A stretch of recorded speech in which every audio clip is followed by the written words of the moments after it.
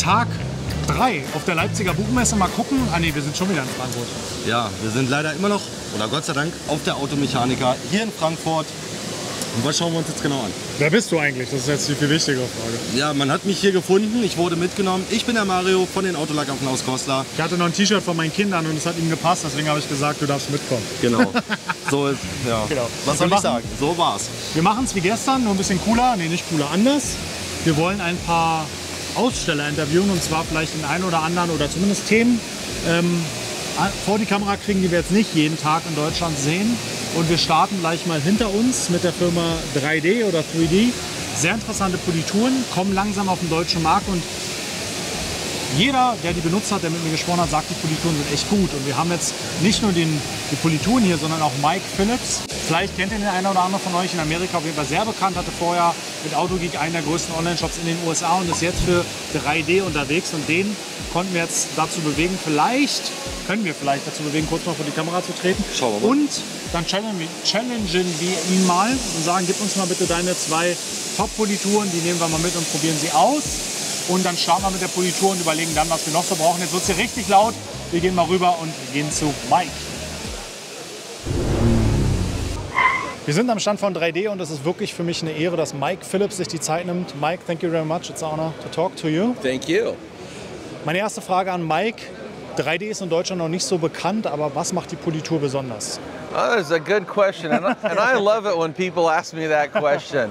So what makes 3D's products unique is we make our own abrasive powders from the raw material. Ja, Mike hat uns gerade erklärt, dass die Besonderheit an 3D ist, dass sie ihre Abrasive, also die Schleifmittel, selber machen. Das heißt, sie kaufen Rohstoffe ein, verarbeiten sie weiter, sodass sie einzigartig werden und sie auch unabhängig vom Lieferantenmarkt sind, weil sie die Produkte selber herstellen. Auf meine Frage hin, ob es sie dann tatsächlich nicht in anderen Polituren gibt, hat er gesagt, es gibt auch Private Label von 3D, aber die besten Abrasives behalten sie für sich selber. Mario, deine Frage. Ja, 3D ist ja relativ bekannt, auch in Deutschland, aber wird halt nicht so umworben. Das fragen wir jetzt mal. That's another great question. And that's why we're here at Automechanica. We know we have great products. We just need to get the message out. So we start by having a booth here at Automechanica. Also nochmal kurz übersetzt. Sie wollen natürlich auch in den deutschen Markt mit eintreten, deswegen sind Sie auch hier mit einem Stand auf der Automechanika, haben das Ganze auch ein bisschen größer aufgefahren. Möchtest du sonst noch irgendwie was dazu sagen? Eine letzte Frage vielleicht noch. Welche sind deine Lieblingsprodukte, Mike? Denn wir wollen sie jetzt auch mal mitnehmen und ausprobieren. I detail a lot of cars, and I like to cut with our 510. This is our most aggressive compound. It's formulated to cut hard clear coats fast. Then I like to follow it up with our 520 polish. This is our fastest cutting polish, but it'll finish out with super high gloss. No dusting, super long, what they call open time, which sometimes we call that buffing cycle. It'll buff forever, and it'll work consistently across all paint systems. And then, after ceramic coating, I like to show people beat it up because your customer needs something that they can use. They're not going to get all involved here, but this would be mist, wipe, makes it really slippery, quick, fast, and easy. Also Mike hat uns 2 Polituren vorgestellt, einmal die 510 als Cutting-Politur, sowohl für die rote als auch für die Accenter, auch für harte Klarlacke geeignet, gefolgt von der Finish-Politur, der 520 High Gloss Finish, ne, was sie machen soll, keine Hologramme, perfektes Finish. Und dann für den Endkunden, wenn dann eine Versiegelung drauf ist, Beat It Up als Selbstpflege sozusagen, damit der Kunde auch lange Freude am Ergebnis hat. Jetzt nur noch für mich die Frage, gibt es Besonderheiten zu der Anwendung? It'll work with anything. You know, I'm a flex guy because I like gear-driven orbital. I also like their cordless rotary. Here.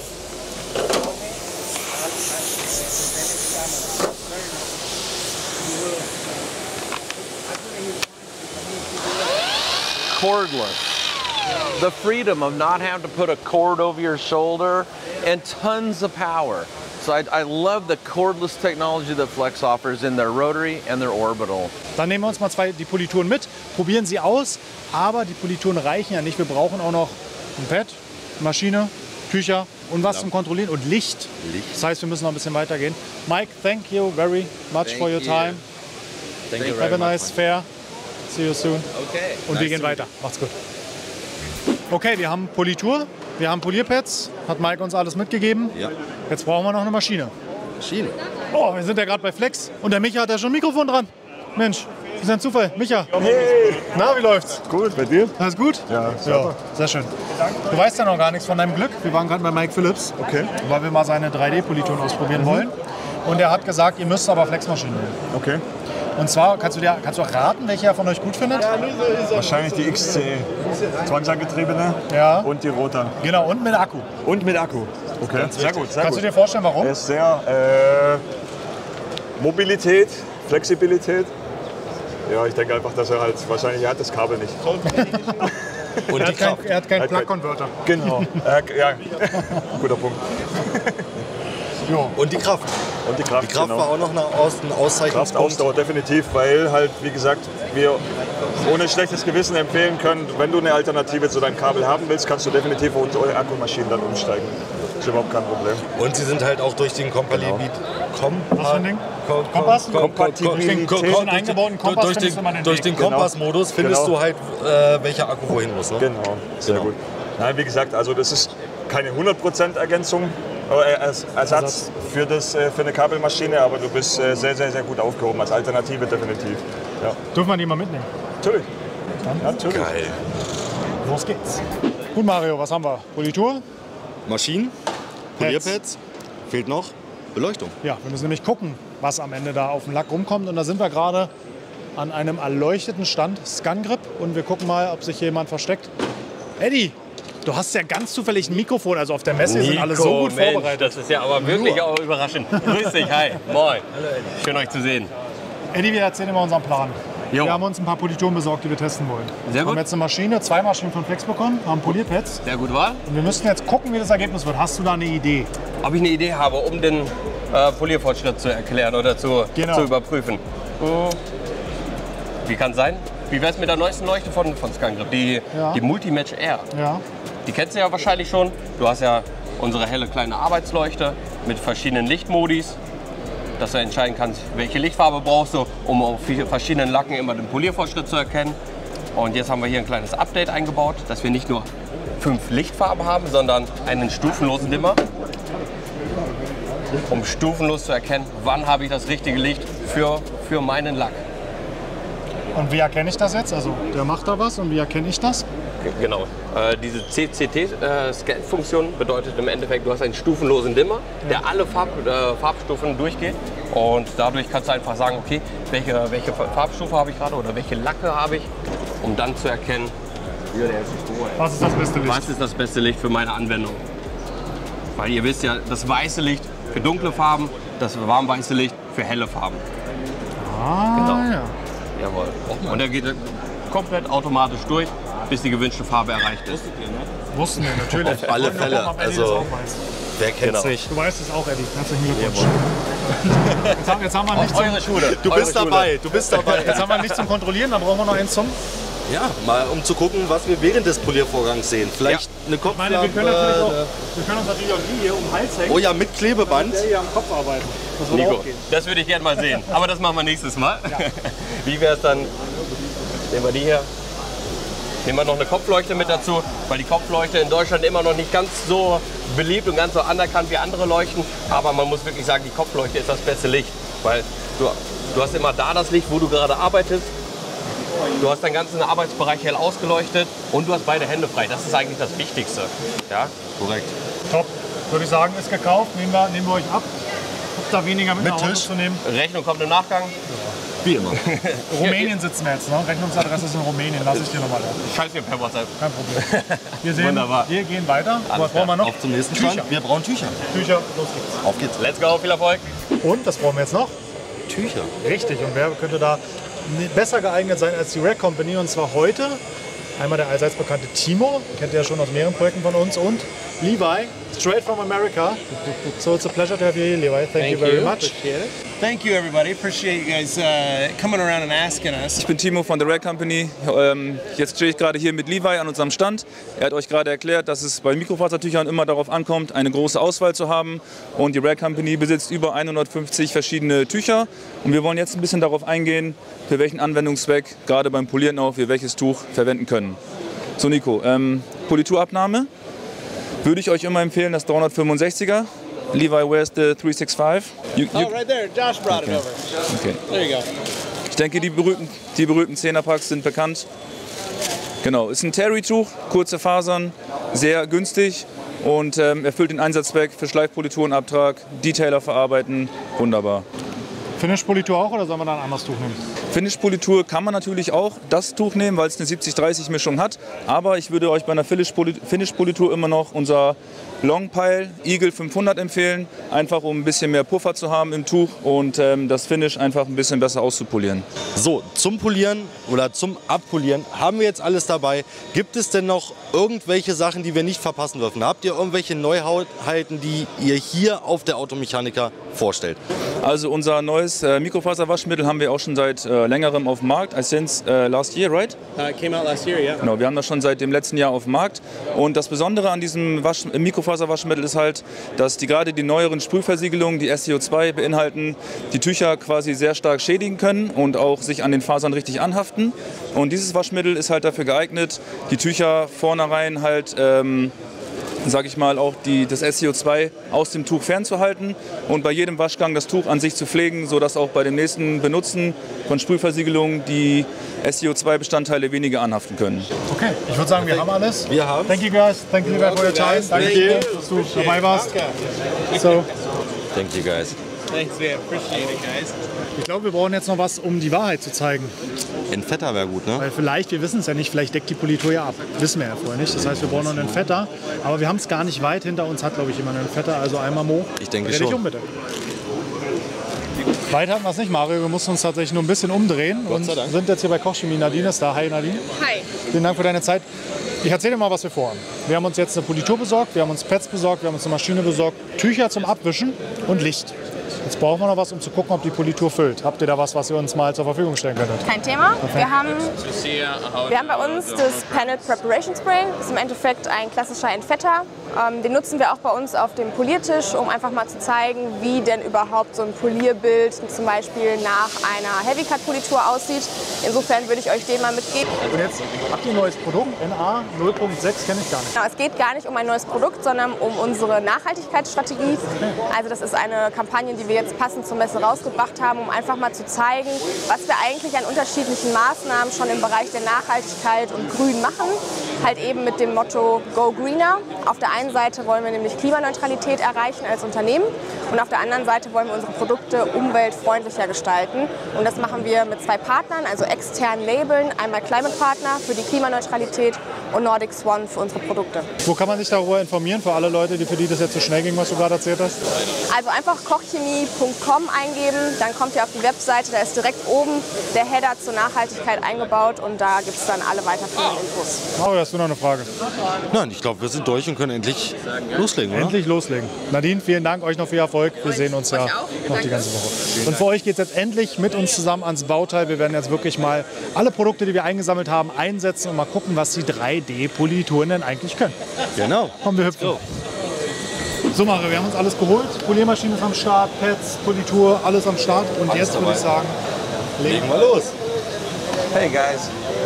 Hey guys. Let me show you how to do this. What are you doing here? Mike. Okay. Hey, I'm here to have some fun. You know, we're at Automechanica. Let's take this paint and turn it into a show car finish. Perfect. Okay, Perfect. so the first thing I'm going to do is I see a lot of deeper scratches in here. Almost looks like someone did this on purpose. No way. Oh, not you guys, huh? So this is a 5mm DA sander. Oh my God. I'm just going to do a section here in the center. You guys can finish it when I leave. Schleift jetzt das Ganze runter, weil wir haben eine sehr zerkratzte Oberfläche. Er hat gemutmaßt, wir könnten das mit Absicht gemacht haben, haben wir natürlich nicht. Und er levelt das jetzt einmal runter, damit er wirklich eine gute Grundlage hat, um dann beim Polieren ein perfektes Ergebnis zu erzielen. Er nimmt jetzt eine 1500er Scheibe, Trockenschliff auf der Flex Elektro-Exzenter und schleift das einmal rabiat runter. Sehen wir auch nicht allzu oft in Deutschland. Garantiert nicht, vor allem nicht in der Masse. Okay, also er sagt gerade... It was 1500, right? That was 1500. 1500er Schliff, direkt poliert. Also Mike würde das Pad jetzt normalerweise reinigen. Wir haben jetzt leider hier nichts da zum Pad reinigen, aber normalerweise würde er es tun. So I'm gonna bin ich just share a gespannt. technique Was here sagst du? called picking up your bead using the 10 at 10 technique. Yeah. Okay. So we got a strip of product down here. you look at this like it's a clock. So here's midnight, 1 o'clock, 2 o'clock, and so on. What we're gonna do is we're gonna lay this thing down flat. I'm gonna pick this up at the 10 o'clock, 10 degrees. I'm gonna run that strip in it at the 10 o'clock mark. What that's gonna do, instead of throwing it everywhere, it's gonna pull it into the pad, and then I'll lay it down flat, spread it around, go up on edge, and pull these sanding marks out. Okay, das ging jetzt relativ schnell. Mike fängt schon mal an. Er legt das leicht angewinkelt, die Maschine auf, einfach um die Politur aufzunehmen, im Pad zu verteilen. Dann verteilt er sie einmal flach, das habt ihr gerade gesehen, und dann poliert er sie leicht angekantet, weil die Rotationsmaschine hat natürlich außen die größte Kraft und arbeitet. Mike, are you using pressure? Oh, heck yeah. Oh, heck yeah. Ja, also viel Druck nutzt er und ja, gibt hier richtig Gas. I'd say right now, there's the weight of the tool. I'm putting about 15, 20 pounds down. Okay. So I can cut that paint. I want to cut it. Jetzt müsst ihr mal einen Rechner rausholen, 15 bis 20 Pfund. Keine Ahnung, was das in Kilo sind, aber auf jeden Fall ordentlich.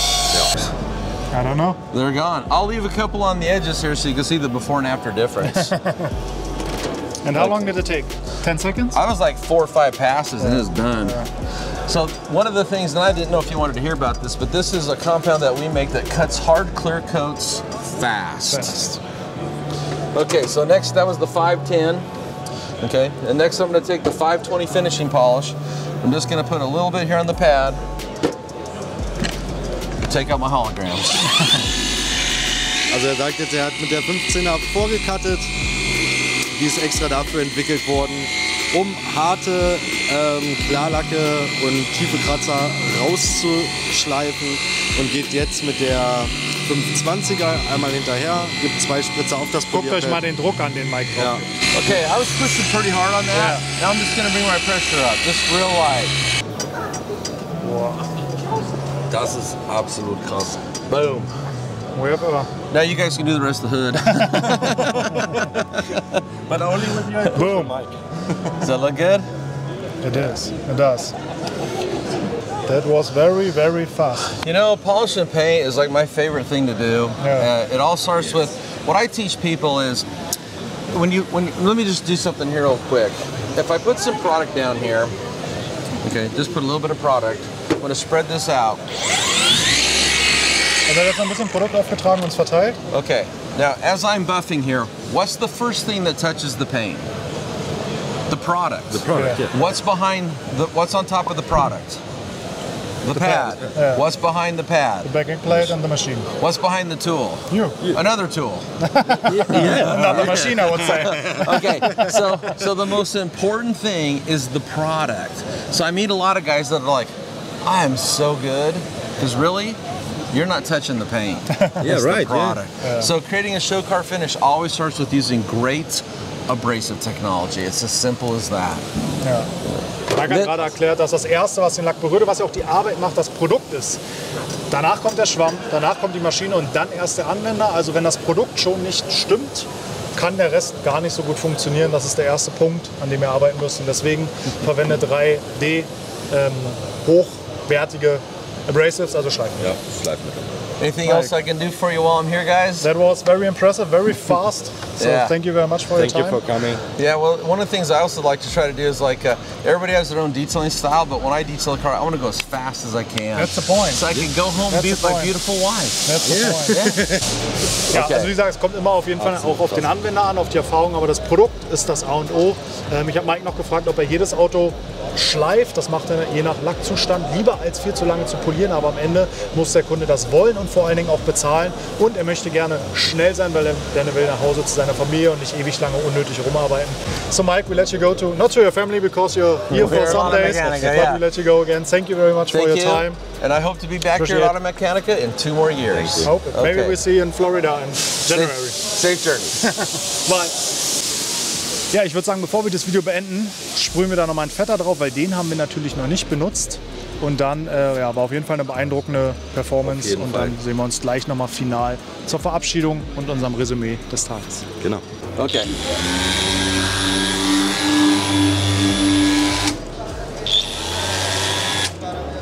Perfect. You could use a foam cutting pad.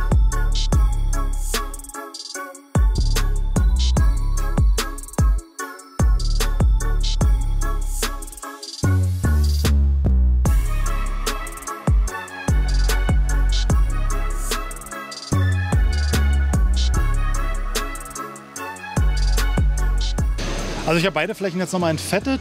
Bei mir kam noch ein bisschen was raus, bei Mike nicht. Bei Mike sieht es perfekt aus. Ich glaube, die Technik muss ich noch ein bisschen üben. Damit beschäftige ich mich jetzt intensiv. Ich würde sagen, deswegen machen wir jetzt mal Schluss für heute. Ich glaube auch. Vielen Dank für deine Co-Moderation. Sehr gerne. Uns morgen wieder. Macht's gut, abonniert den Kanal und drückt die Glocke, um kein Video zu verpassen. Und du darfst die Abmoderation machen, hast du recht. Oh, sehr schön. Ja, vielen Dank, dass ich dabei sein durfte. Es hat mir mega viel Spaß gemacht, auch unsere kleine Shoppingtour. Ich hoffe, wir sehen uns noch die nächsten Tage auf der Automechanika. Bis Samstag sind wir noch hier. Ihr habt die Möglichkeit, zu uns dazu zu kommen, um eben so eine Sache mit uns zu testen. Ich würde mich auf euch freuen. Glocke, abonnieren. Genau, abonniert den Kanal, drückt auf das kleine Glöckchen, um nichts mehr zu verpassen und bleibt sauber. Haut rein.